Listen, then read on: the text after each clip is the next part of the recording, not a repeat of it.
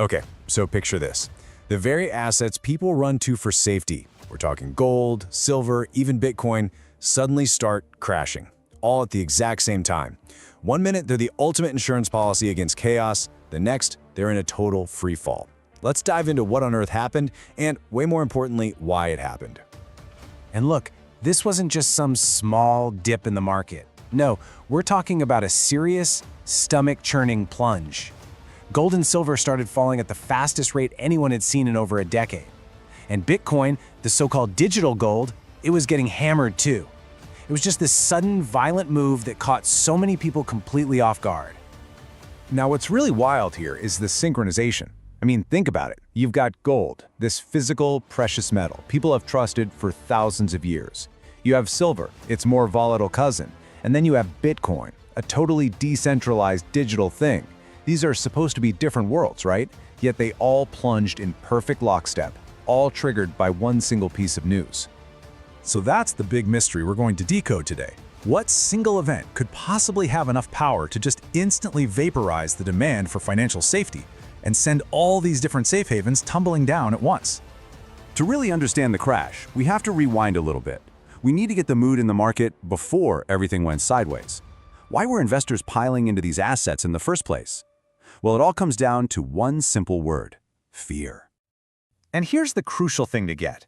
Assets like gold, they aren't typically bought for massive growth like you'd expect from a tech stock. They are, for all intents and purposes, financial insurance. You buy it when you're worried about the economy, about inflation, or about the value of your currency. It's not supposed to go to the moon. Its whole job is to be stable when everything else is going crazy. And this slide just perfectly illustrates how unusual the situation was. It is incredibly rare for gold to actually outperform the stock market. It's only happened during the absolute worst economic crises in modern history. The fact that we were in one of those rare periods again, that signaled some deep, deep anxiety among investors. So what was on that anxiety list? Well, here it is. People were worried about massive government spending. And they were especially focused on President Trump's very public demands for the Federal Reserve, the US Central Bank, to just slash interest rates. He wanted to end its independence from the White House. And all this created a very real fear of a potential dollar crisis. So investors were bracing for a future where the dollar could be intentionally weakened. They were buying up their insurance policies. And then, in a single moment, one announcement changed the entire game. And boom, there it is. President Trump announced his pick to lead the Federal Reserve, a man named Kevin Warsh. And that name, that one name, is what triggered the entire sell-off. So why? Why did this one name cause such a massive reaction? This slide breaks it down perfectly. On the one hand, the market was terrified of a Fed chair who would just do whatever the White House wanted, print endless money, weaken the dollar. But Kevin Warsh, he was seen as the exact opposite. He had a history at the Fed during the 2008 crisis, and he was known for being tough on inflation and for defending the Fed's independence. To Wall Street, he was a level-headed, stabilizing choice. The second Warsh's name was announced, you could almost hear this huge collective sigh of relief from Wall Street. Instantly, the perception was that the absolute worst-case scenario, a full-blown dollar crisis driven by politics, was suddenly off the table. And think about it. If you no longer think your house is going to burn down, what's the first thing you do? You cancel the extra fire insurance, right? Well, for the market, that insurance was gold, silver, and Bitcoin, and the perceived need for them vanished almost instantly.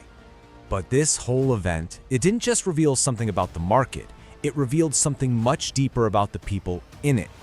The crash drew a really clear dividing line between two very different kinds of investors. On one side, you've got the reactor. This is the person who buys into the hype, doesn't really get what they own, and sells the absolute second a scary headline flashes on their screen. But on the other side, you've got the strategist. They're playing a long game. They understand the true value of their assets, and they see moments of widespread fear not as a reason to sell, but as a potential opportunity.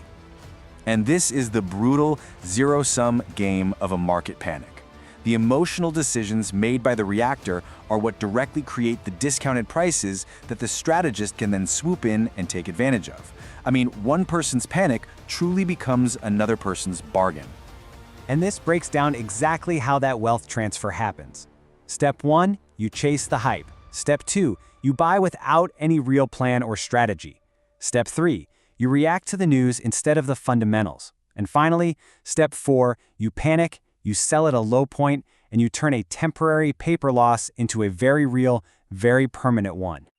So after watching all the chaos, the panic, and then the relief, all unfolding in just a matter of hours, what's the ultimate lesson here?